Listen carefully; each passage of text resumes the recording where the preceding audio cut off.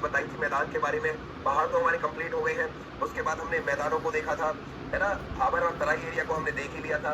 अब हम उसके बाद अगली चीज पढ़ते हैं कि अगली चीज क्या आएगी सर। हमने बहुत सारी चीज इसमें कवर करी। पहले तो हम अपना देख लेंगे भाई हमारी कौन कौन सी हमारी टॉपिक है अभी भी।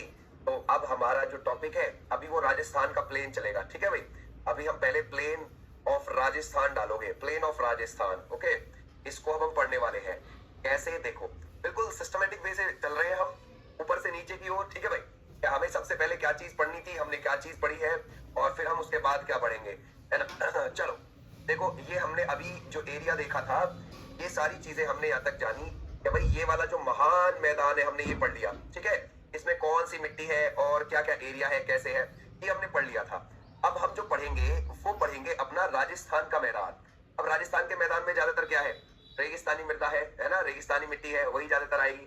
चलो देखो, ये जो है जैसे एग्जाम्पल के लिए मैं आपसे यहाँ से बताऊं, ऐसे करके ऐसे आप ध्यान रखोगे यहाँ तक, ठीक है।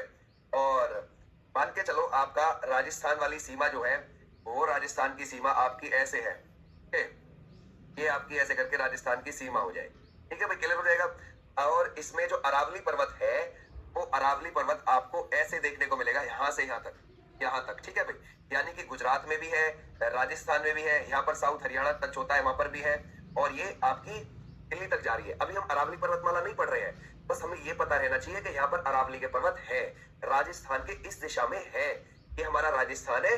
और राजस्थान के इस तरफ आपको यानी कि पूर्व की तरफ पूरी सीधी एक रेखा में आपको अरावली पर्वत मिलेंगे, ठीक है। इतना हमें ध्यान रहना चाहिए यहाँ पे। अब हम राजस्थान का मैदान हेडिंग डालेंगे कि जी राजस्थान का मैदान है कहाँ। आपको कुछ भी इसमें लिखने की जरूरत नहीं है, बट मैं फिर भी तुम्हें थोड़ा सा लिखवा दूंगा, बस इसको समझने की जरूरत है। हम ये सोचते हैं कि पूरे राजस्थान में सिर्फ रेगिस्तान है, यही तो सोचते हैं हम, क्योंकि हमारा सोचना थोड़ा सा गलत है। कैसे, क्यों और कहाँ, किस इलाके में हमें कौन सी मिट्टी मिलती है। चलो देखो, ये है हमारा राजस्थान। राजस्थान का बच्चे ये जो आप ऊपर का एरिया देख रहे हैं ना, इतना एरिया, इस एरिया में आधी रेगिस्तानी मिट्टी और आधी जलोढ़ मिट्टी मिक्स है। तो यानी कि यहाँ पर कृषि हो जाती है, खेती हो जाती है, गेहूं उगा लेते हैं आराम से, मक्का उगा लेते हैं, बाजरा उगा लेते हैं ये लोग आराम से बढ़िया करके, ठीक है, ओके। अब फिर जो आप ये वाला एरिया देख रहे हैं, ये वाला एरिया इस तरफ का राजस्थान का एरिया, इसमें बढ़िया जलोढ़ मिट्टी मिलती है, यानी कि अरावली पर्वत के परे का हिस्सा, ठीक है, इसमें अच्छी खासी मिलेगी। यानी कि जैसे भरतपुर धौलपुर वाला इलाका हो गया, उसमें अच्छी खासी राजस्थान में कृषि हो जाती है, ठीक, ओके। फिर ये जो आप इलाका देख रहे हैं इतना, ये पठारी एरिया है, यहाँ पर बहुत कम आपको कृषि देखने को मिलेगी। ये वाला जो एरिया है ये पठारी क्षेत्र है, ठीक है। यानी कि ये राजस्थान का कौन सा एरिया है, ये देखो राजस्थान को बीच में ऐसे रखो, ये है राजस्थान। राजस्थान का ये वाले क्षेत्र में अच्छी कृषि हो रही है, उत्तर के क्षेत्र में राजस्थान के, और राजस्थान के उत्तर पूर्व क्षेत्र में भी बढ़िया कृषि हो रही है। राजस्थान के इस वाले क्षेत्र में पहाड़ियों के पार पठार है, तो कृषि, ठीक है भाई। फिर उसके बाद जो पूरा राजस्थान बाकी ये जो बचा है, ये जो पूरा बचा है, ये रेगिस्तान ने घेर रखा है, ये रेगिस्तान ने घेरा हुआ है।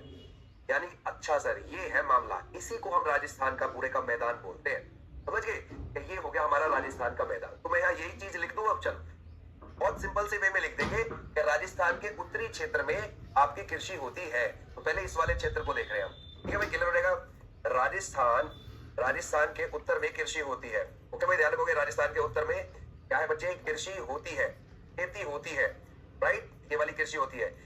यहाँ जलोढ़ और रेगिस्तानी मृदा मिक्स है, यहाँ जलोढ़ और रेगिस्तानी मिट्टी, ठीक है भाई, ध्यान रखोगे। जलोढ़ प्लस रेगिस्तानी मृदा मिक्स आपको देखने को मिलेगी, रेगिस्तानी मृदा है, ठीक है भाई, ध्यान रखोगे, मृदा है।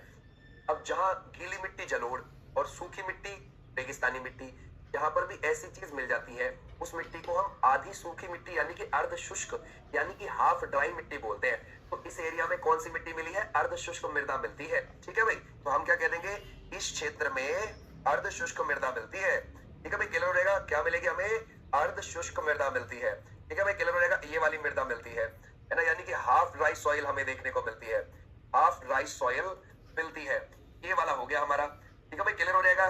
डन, यहां तक हमें पता चल गया कि सर अच्छा ये राजस्थान के ये वाले लोग उगा लेते हैं, है ना, यानी कि ये लोग गेहूं उगा लेते हैं, कम पानी की नीड है गेहूं को, बाजरा उगा लेते हैं, सरसों उगा लेते हैं, जौ उगा लेते हैं, है ना। तो इस वाले क्षेत्र में हो जाती है अच्छी खासी।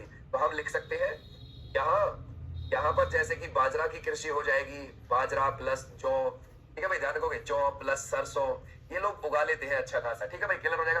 प्लस गेहूं, इसकी कम पानी की नीड होती है, गेहूं उगाया जाता है इस वाले क्षेत्र में, और यहाँ का किसान अच्छा खासा मजबूत है। अब आपसे कोई यूं कहने लगे कि हम तो राजस्थान से हैं और हमारे पास तो 200 बीघे जमीन है, आराम से मिलती है हमें 200 बीघे जमीन, समझिए किसी भी किसान के पास एवरेजली मिल जाएगी आपको वहां अच्छी खासी जमीन। अब ऐसा नहीं है कि हर एक के पास ही मिलेगी, लेकिन ज्यादातर मिल जाती है अच्छी खासी, बड़े बड़े खेत होते हैं, समझ गए, बहुत एकड़ जमीन आपको मिल जाएगी वहां पर एक एक किसान के पास। तो ये जो ऊपर का इलाका है, यहाँ किसान समृद्ध है, बहुत अच्छा समृद्ध है। मैंने कल आपको ग्रीन रिवॉल्यूशन का एग्जांपल दिया था कि हरित क्रांति से बड़े किसानों को फायदा हुआ था, तो उसमें फायदा पंजाब, हरियाणा, पश्चिम यूपी के किसानों को हुआ ही हुआ, साथ में जो ऊपर वाला राजस्थान का इलाका है इसको भी बहुत फायदा हुआ, ये भी बहुत अच्छा चला है। ओके, तो हमने इस वाले क्षेत्र को लिख लिया यहाँ पे कि राजस्थान के उत्तर क्षेत्र में कृषि होती है, यानी कि किसान ये करते हैं अच्छे खासे। अच्छा, अब देखते हैं कि राजस्थान का कौन सा एरिया, ये वाला एरिया, यानी कि उत्तर पूर्व अरावली के परे का इलाका, इसके बारे में लिख लेते हैं। अब दूसरी बात क्या लिखेंगे, राजस्थान का नॉर्थ ईस्ट क्षेत्र, राजस्थान का उत्तर पूर्व क्षेत्र, उत्तर पूर्व क्षेत्र में कृषि होती है, बहुत बढ़िया, ठीक है भाई, ध्यान रखोगे, उत्तर पूर्व क्षेत्र है ना भाई, क्षेत्र में अच्छी कृषि होती है, यानी कि यहाँ पर अच्छी कृषि होती है, ये आप लिखो बस, और कोई जरूरत नहीं है इसमें लिखने की। ये जो अलवर भरतपुर का जो इलाका है उसमें बढ़िया कृषि हो जाती है, कोई दिक्कत नहीं है, धौलपुर वाला इलाका खूब अच्छी कृषि होती है उसमें। अब अगली बात देखो, एक बात और ध्यान रखो बच्चे, ये जो मैं आपको ये वाला इलाका अभी बता रहा हूँ ना, राजस्थान का उत्तर पूर्वी इलाका, ये धौलपुर, भरतपुर, ये जो है ये आते हैं ब्रज क्षेत्र में। जैसे उत्तर प्रदेश के मथुरा, आगरा आपके ब्रज क्षेत्र में देखने को मिल जाएंगे, ब्रज भाषा चलती है उसमें, तो राजस्थान के ये वाले इलाके लगे हुए हैं बिल्कुल उत्तर प्रदेश से, तो इस क्षेत्र में भी ब्रज भाषा चल रही, ठीक है, तो ये भी आप ध्यान रख सकते हो। तो यानी कि राजस्थान का उत्तर पूर्व क्षेत्र में अच्छी कृषि होती है। ओके, अब राजस्थान के इस वाले में देखो, इस एरिया में, ये जो एरिया, ये तो पठारी एरिया है, अरावली पर्वत को पार करके यहाँ पर इस तरफ ये पठारी एरिया मिलेगा, यहाँ कृषि नहीं होती, तो आप क्या लिखोगे, राजस्थान का दक्षिण पूर्व एरिया, दक्षिण पूर्व, ठीक है भाई, दक्षिण पूर्व में है ना भाई, दक्षिण पूर्व क्षेत्र पठारी है, ऐसे लिख दो बस, कृषि तो होगी ही नहीं, फिर काम खत्म, पठारी लिख दो आप कि ये क्षेत्र पठारी है, काम खत्म, ठीक है। अच्छा, ये क्षेत्र पठारी है तो इसमें आप कृषि नहीं कर सकते। अब लिखोगे क्या कि राजस्थान का 58% एरिया, 58% क्षेत्रफल थार रेगिस्तान से घिरा है, ठीक है भाई, क्लियर हो जाएगा। राजस्थान का अरावली पर्वतमाला से पश्चिम का क्षेत्र, यानी कि ये अरावली पर्वतमाला है बीच में, और इसके इधर का एरिया, ये इस तरफ का एरिया, ठीक है भाई, राजस्थान का 58% क्षेत्र इससे थार रेगिस्तान से घिरा है, थार रेगिस्तान से घिरा है, क्लियर हो जाएगा, रेगिस्तान से घिरा है, ये हो गया यहाँ तक हमारा 58%। ये थार रेगिस्तान कहां पर आपको पड़ेगा, अरावली के पश्चिम में है, थार रेगिस्तान, अब आए हैं हम रेगिस्तान पर, थार रेगिस्तान अरावली के पश्चिम में मिलेगा, ठीक है भाई, अरावली के पश्चिम में है, ये हमें ध्यान रखना है, अरावली के पश्चिम में है, ठीक है, ये ज्यादातर राजस्थान में है।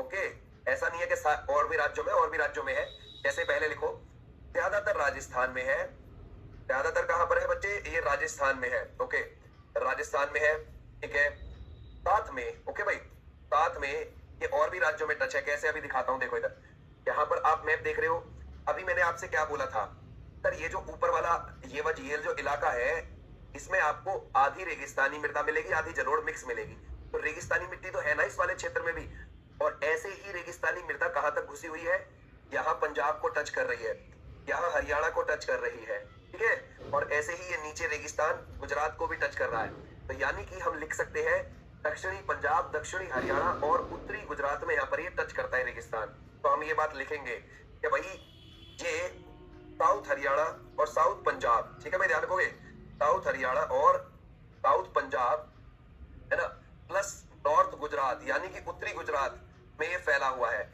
गुजरात में भी ये रेगिस्तान फैला है, में भी है ना भाई फैला है, यानी कि ये रेगिस्तान इन वाले क्षेत्र में भी फैला हुआ है, और ये रेगिस्तान पाकिस्तान में भी है, पाकिस्तान भी चला गया बॉर्डर क्रॉस करके, लेकिन देखो चला नहीं गया, बॉर्डर ही पाकिस्तान का वहां से खींचा गया जहां रेगिस्तान था, ठीक है, तो हम कह सकते हैं कि पाकिस्तान में इस रेगिस्तान को चोलिस्तान बुलाते हैं, ऐसे लिखो, पाकिस्तान में इस रेगिस्तान को क्या बुलाते हैं, इस रेगिस्तान को चोलिस्तान बुलाते हैं, रेगिस्तान को चोलिस्तान बुलाते हैं, ठीक है, क्लियर हो जाएगा, चोलिस्तान कहते हैं, ये हो गया हमारा, ठीक है भाई, डन यहाँ तक, यानी कि पाकिस्तान वाले लोग इसको चोलिस्तान बोलते हैं, ठीक है, क्लियर हो जाएगा, शाबाश, डन।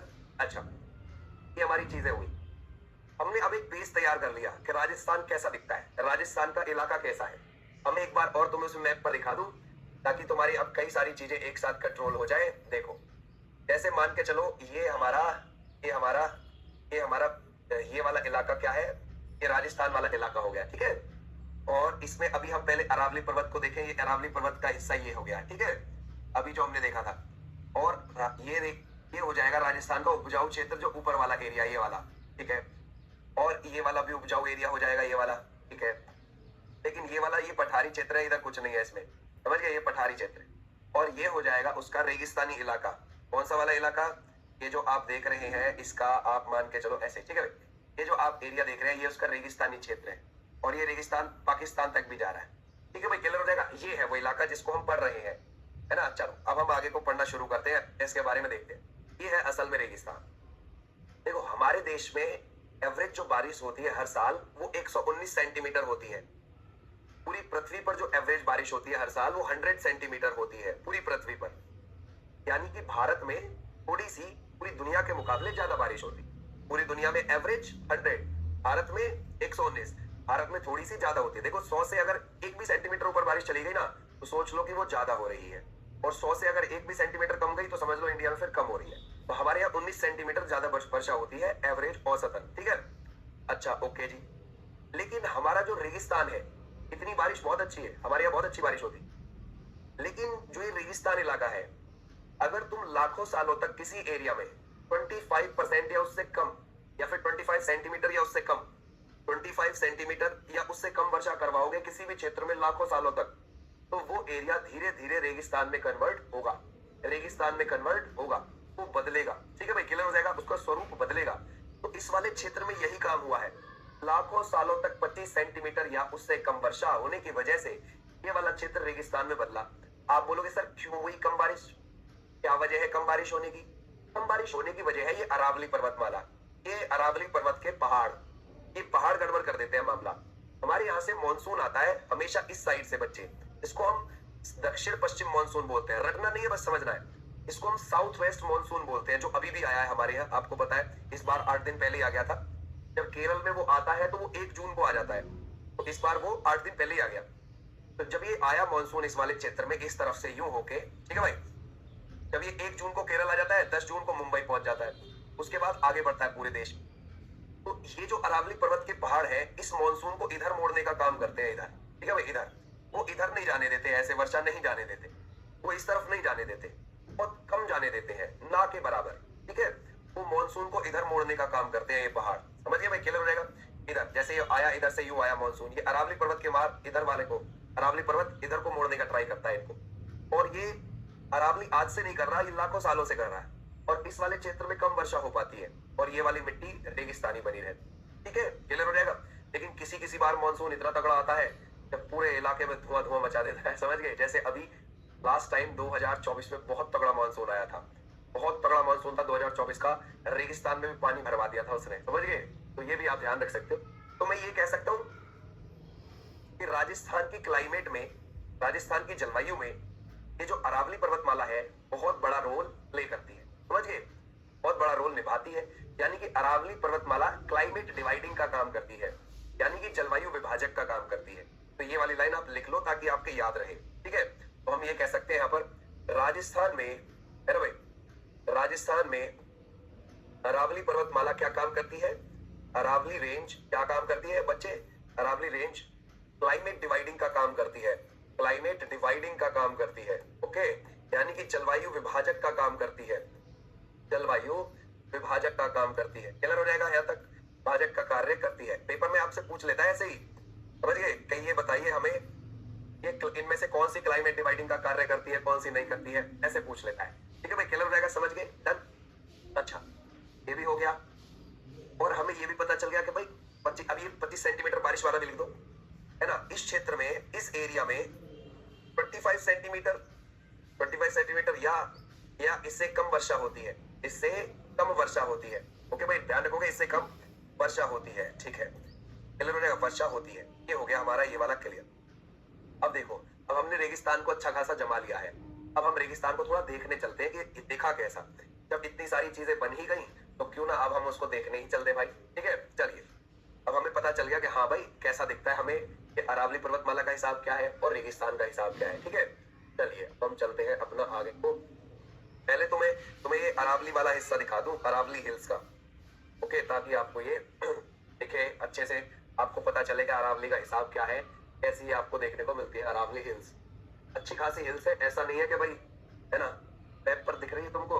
अभी रुक जाओ, अरावली के पहाड़ हम शायद हमें देखने को मिले, है ना। अगर हम देख अरावली हिल्स के पहाड़ चलो, ये हमें अरावली के पहाड़ देखने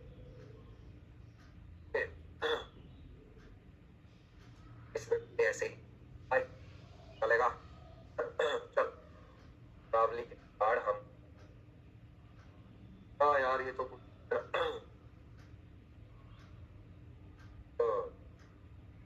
हम तो अरे भैया चलो भाई तुम ऐसे देख लो है ना, ऐसे देख लो, दिख रहा है ये कुछ।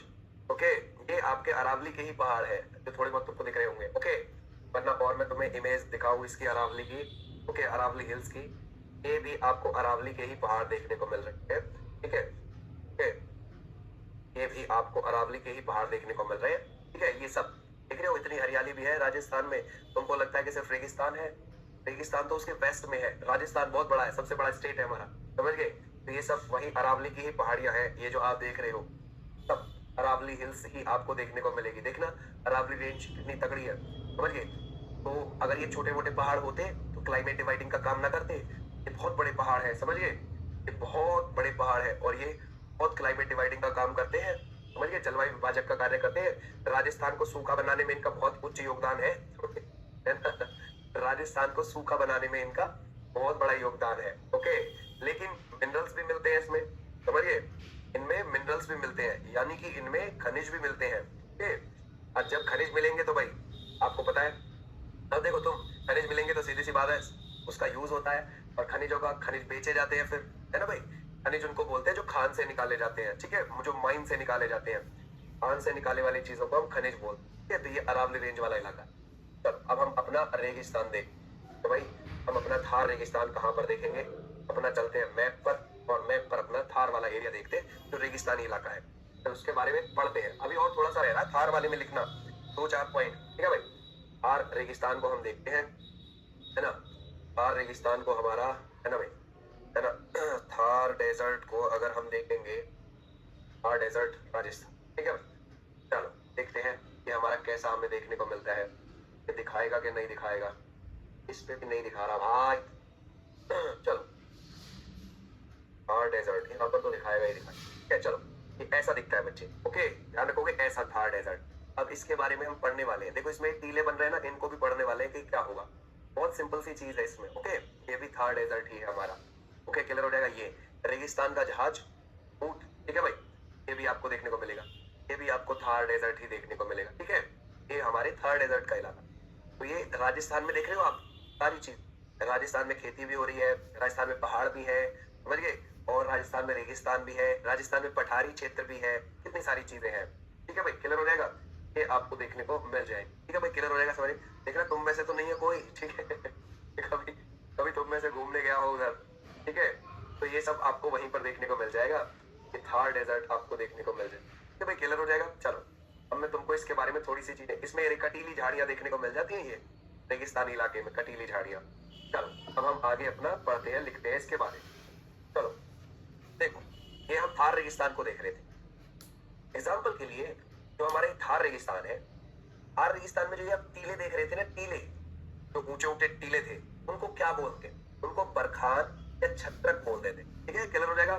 तो मैं लिख दूं, थार रेगिस्तान में, भाई थार रेगिस्तान में, थार रेगिस्तान में ऊंचे ऊंचे टीले जो आपको मिलेंगे, क्या भाई, ध्यान रखोगे, ऊंचे ऊंचे तो आप ये टीले देख रहे हो, ऊंचे ऊंचे टीले को, है ना भाई, टीले को क्या बोलते हैं, बरखान या छत्रक कहते हैं, याद रखोगे ना, बरखान या छत्रक बोलेंगे हम इसको, ये पूछा जाता है, बरखान, है ना भाई, या छत्रक बोलते हैं, छत्रक कहते हैं, तो ये आप ध्यान रखोगे।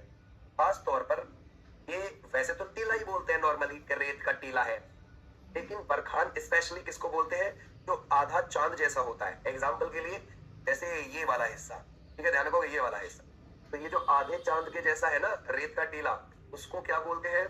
उसको स्पेशली बरखान बोलते हैं। यहाँ पर लिख लो। तो पेपर में अगर कभी आपसे आ जाए कि ये अर्धचंद्राकार जैसी क्या चीज है, तो ध्यान रखोगे अर्धचंद्राकार चीज को हम क्या बोलेंगे? वो बोलेंगे बरखान स्पेशली। ठीक है, वैसे आप नॉर्मली बरखान, छत्रक, टीला बोल सकते हो, जो तुम्हारे मन में आए उसको, लेकिन स्पेशली अगर अर्धचंद्राकार लिख के आए तो उसको बोलेंगे हम बरखान। ऐसे टीले बहुत मिलते हैं यहाँ पर, समझ गए? इस वाले रेगिस्तानी इलाके में ऐसे टीले बहुत आपको देखने को मिल जाएंगे। ठीक है, जैसे ये, ठीक है भाई, ये रहा टीला, ये सब टीले बने हुए हैं, हवाओं की वजह से बने हुए हैं ये, समझ गए? ये टीले आपको देखने को मिल जाएंगे। अब चलो भाई, अब आते हैं आगे। ऐसा है बच्चे, मान के चलो आप रेगिस्तान में जा रहे हो, अभी इधर ध्यान से सुनना, आप रेगिस्तान में जा रहे हो, ठीक है? चलते चलते आपने देखा कि थोड़ी सी पहाड़ी पड़ी रेगिस्तानी इलाके में, और उस चारों ओर से पहाड़ियों से घिरी हुई है एक जमीन, ज्यादा ऊंची पहाड़ी नहीं है, बहुत नॉर्मल नॉर्मल सी पहाड़ी, और आपको उसके अंदर एक झील देखने को मिली। ऐसी ऐसी चीज को आप क्या बोलोगे? जैसे आप रेगिस्तान में जा रहे हैं, रेगिस्तान में एकदम आपको हल्की हल्की पहाड़ी दिखी, और पहाड़ी दिखने के साथ ही आपको वहां पर उसके अंदर झील मिली, है ना भाई? उसके अंदर क्या मिल जाएगी? ये झील मिल जाएगी। इसको आप क्या बोलोगे? इसको बोलोगे बॉल्सन। इस सिचुएशन को आप बोलोगे बॉल्सन। तो जो सांभर झील है ना राजस्थान में, तो बॉल्सन ही है, समझ गए? तो आप क्या लिखोगे? आप यहाँ पर रेगिस्तान में पहाड़ी इलाकों से घिरी झील को बॉल्सन बोलते हैं। ठीक है भाई, क्लियर हो जाएगा? आप ये लिखोगे, रेगिस्तान में पहाड़ी इलाकों से घिरी, पहाड़ी इलाकों से घिरी झील को क्या बोलते हैं? से इलाकों से घिरी झील को बॉल्सन बोलते हैं। घिरी झील को बॉल्सन कहते हैं। ओके भाई, ध्यान रखोगे बॉल्सन क्या होता है? बॉल्सन कहते हैं। एग्जाम्पल के लिए सांभर झील सबसे अच्छा एग्जाम्पल है यहाँ पर, सांभर झील। तो पता है पेपर में क्या बोला जाता है? आपको सांभर झील दे देगा, पेपर में सांभर झील दे देगा, बोलेगा सांभर झील किसका एग्जाम्पल है? तुम बोलोगे यार ये किसका एग्जाम्पल? खारे पानी की झील। हाँ है खारे पानी की झील, लेकिन एग्जाम्पल किसका है? तो वो एग्जाम्पल है किसका? बॉल्सन का। ध्यान रखना, पेपर में पूछ लेता है बॉल्सन को। ठीक है भाई, बॉल्सन का एग्जाम्पल है। ठीक है, क्लियर? अच्छा, अब मान के चलो आप और फिर चले रेगिस्तानी इलाके में, आपको पहाड़ी नहीं मिली इस बार, बस रेगिस्तान में ऐसे ही झील मिल गई। अब उसको क्या बोलोगे? ठीक है, चलो, रेगिस्तानी इलाके में मिली छोटी झील को क्या बोलोगे? प्लाया बोलते हैं। रेगिस्तानी इलाके में मिली झील को, ठीक है भाई, ध्यान रखोगे, मिली छोटी झील को प्लाया बोलते हैं। छोटी झील को क्या बोलते हैं? प्लाया। झील को प्लाया बोलोगे इस बार, प्लाया। ये पेपर में पूछी जाती है, ध्यान रखना, प्लाया कहते हैं। तो प्लाया का एग्जाम्पल कौन कौन सा है? जैसे बहुत सारी है भाई, रेगिस्तान में तो बहुत सारी प्लाया आपको देखने को मिल जाएंगी। जैसे कि मैं आपको बोलूं, डीडवाना हो गया, डीडवाना। जैसे कि कुचामन हो गई यहाँ पर राजस्थान में, कुचामन झील। लूण करनसर हो गई, जैसे कि लूण करनसर, याद रखोगे, करनसर, लूण करनसर झील हो गई। डीडवाना, कुचामन, लूण करनसर, सरगोल, ऐसी बहुत सारी झीलें पड़ती हैं। सरगोल, इनके अलावा नहीं पूछेगा पेपर, ध्यान रखना, ये हमारा ETC ऐसे करके लिखो, इनके अलावा नहीं, सिर्फ दो हाईलाइट रहती है उसकी, डीडवाना और कुचामन, जब भी प्लाया के बारे में पूछता है वो। ठीक है, प्लाया के लिए सबसे अच्छा एग्जाम्पल ये झीलें हैं। ठीक है भाई, क्लियर हो जाएगा? और ये झीलें हो गई बॉल्सन का। अब मैं तुम्हें प्लाया दिखाता हूँ, प्लाया दिखते कैसे हैं। ठीक है भाई, प्लाया लेक आपको दिखती कैसी है? आप रेगिस्तान में जा रहे हो, आपको एक छोटी सी लेक देखने को मिलेगी। ओके भाई, प्लाया लेक देखते हैं। ठीक है भाई, प्लाया लेक आपको कैसे मिलेगी? राजस्थानी इलाके में आपको कैसे ये झील देखने को मिल जाएगी? ऐसी झील होती है बच्चे, ये दिख रहा है? ये दिख रहा है? जैसे आप राजस्थान में जा रहे हो, कोई पहाड़ी नहीं है आसपास, बस छोटी सी झील मिल गई, तो ऐसी प्लाया लेक बोली जाती है। ठीक है भाई, क्लियर हो जाएगा? प्लाया लेक आपको ऐसी देखने को मिल जाएगी। जैसे आप रेगिस्तानी इलाके में गए, आपने देखा कि छोटी सी झील प्लाया हो गई। ठीक है भाई, क्लियर हो जाएगा? तो प्लाया झील आपको ऐसे देखने को मिलती है। ये प्लाया झील का एग्जाम्पल आपको देखने को मिल जाएगी यहाँ पे। ठीक है, ऐसी झील बहुत है। अब मुझे ये बताओ, आपके दिमाग में एक चीज भी तो आनी चाहिए, जब आपको झील मिल जाएगी प्लाया, आपके दिमाग में ये चीज आनी चाहिए कि सर ये झील आई कहाँ से है? राजस्थान में, वो भी रेगिस्तान में है ना? क्या वजह है कि ये झील आ गई है हमें, वहां पर ये झील देखने को मिल रही है, वो भी रेगिस्तान में? ये तो बता दो हमें, कहाँ से मिली है रेगिस्तान में झील छोटी छोटी? कहाँ से मिली है, कहाँ से आई है, जरा बताओ, है ना भाई? कौन बच्चा बताएगा कि भाई ये बताओ? कोई तो होगा। अच्छा ठीक, चलो हम देखते हैं। एक आपसे चीज बताऊं, चलो पहले तुम्हारा आंसर जानना चाहूंगा, फटाफट बताओ, ये झील आई कहाँ से है? रेगिस्तानी इलाके में। रेगिस्तान में भी झील मिलती है क्या? ये कैसे आई हमारे यहाँ झील, जरा बताओ। अच्छा, मैंने आपको एक चीज बताई थी बच्चे के शुरू में कि ये यूरेशिया प्लेट है, याद आया? ये एक यूरेशिया प्लेट है और ये एक गोंडवाना लैंड है। इन दोनों के टकराने की वजह से क्या बना था, हमारा हिमालय बना था, राइट। और बीच में था ये 33 सागर, यहाँ पर क्या था, 33 सागर। ये जो 33 सागर है इधर के भूमध्य सागर का हिस्सा था, जो आज भी है भूमध्य सागर। अभी आपको दिखाता हूं, ये भूमध्य सागर और 33 सागर दोनों मिले हुए थे, ये दोनों मिले हुए थे, ओके। अब ये क्या हुआ कि ये हिस्सा ऊपर जाके लग गया, तो 33 सागर क्या हुआ, नीचे दब गया। ये जो 33 सागर था ये नीचे दब गया, यानी कि भूमध्य सागर का हिस्सा 33 सागर हिमालय के नीचे ही दब गया। उसके थोड़े से अवशेष आपको राजस्थान में देखने को मिल जाते हैं। राजस्थान में जो वो झील है ना, वो 33 सागर का ही अवशेष है। खारा पानी, समझिए, देखिए उसका जो समुद्र में हमको मिलता है वो खारा पानी मिलता है, और ये खारे पानी की झीलें आपको देखने को मिल जाती है यहाँ पर इस क्षेत्र में। तो 33 सागर है, ओके भाई। तो हमको यहाँ पर 33 सागर देखने को मिलता है, ये 33 सागर की वजह से है। आओ मैं तुम्हें थोड़ा सा दिखाऊं ये कैसा एरिया है, ओके। देखो ये आपका मैप है ना पूरा का पूरा, ओके। ये जो बच्चे आप देख रहे हैं ये भूमध्य सागर है, ये रहा, ठीक है। ये वाला जो हिस्सा है ये मेडिटेरियन सी है, भूमध्य सागर है। ऊपर यूरोप है, नीचे अफ्रीका है, इधर एशिया का हिस्सा है, ठीक है। ये जो पहले फैला हुआ था वो यहां तक फैला हुआ था। अब ये जमीन तो ऊपर जाके ऐसे जुड़ गई, ऐसे ये वाला हिस्सा भी जुड़ गया, अफ्रीका का हिस्सा यहाँ पर आकर ऐसे, ठीक है भाई। ऐसे ही हमारा हिस्सा भी ऊपर आकर जुड़ गया। तो यहाँ पर अब 33 सागर के अवशेष खत्म हो गए, लेकिन आज भी हमारे रेगिस्तान के नीचे 33 सागर के अवशेष मिलते हैं, क्योंकि किसका हिस्सा है, भूमध्य सागर का ही हिस्सा है। वहां तक फैला हुआ था भूमध्य सागर पहले, अब जमीन जुड़ गई है यहाँ पर ऊपर को, तो पानी के अवशेष दिखते नहीं है। लेकिन आज भी अगर हम देखेंगे हमारा जो रेगिस्तानी इलाका है उसमें जो झील आपको देखने को मिलती है वो यहाँ पर 33 सागर का इलाका आपको देखने को मिलता है। तो राजस्थान में जो झीलें हैं वो झीलें आपको किसका देखने को मिलेंगी, 33 सागर का। ये आप यहाँ पर ये झील भी देख सकते हैं, सांबर झील, ये उसी का एग्जाम्पल है, सांबर लेक का बच्चे, ओके भाई। क्या आपको सांबर झील वहीं पर उसी का देखने को मिल जाए। सांबर झील से हमारी क्या निकाली जाए, बहुत बड़ी झील है ये, छोटी मोटी नहीं है। सांबर झील से हमारे देश का बहुत सारा नमक निकाला जाता है, समझिए 8.7% नमक यहीं से निकाला जाता है, ओके। चलिए ये हो गई तुम्हारी यहाँ तक पूरा राजस्थान का रेगिस्तान, ओके। और रेगिस्तानी इलाका हमने पढ़ लिया। अब हम कल को जो पढ़ना शुरू करेंगे वो बिल्कुल एक नया फ्रेश टॉपिक, क्योंकि हम उतरते आ रहे हैं धीरे धीरे, हिमालय से उतर के हम यहाँ तक पहुंच गए हैं। अब हम कल को कुछ बिल्कुल नई चीज पढ़नी शुरू करेंगे, ओके। चलो thank you, tata bye bye.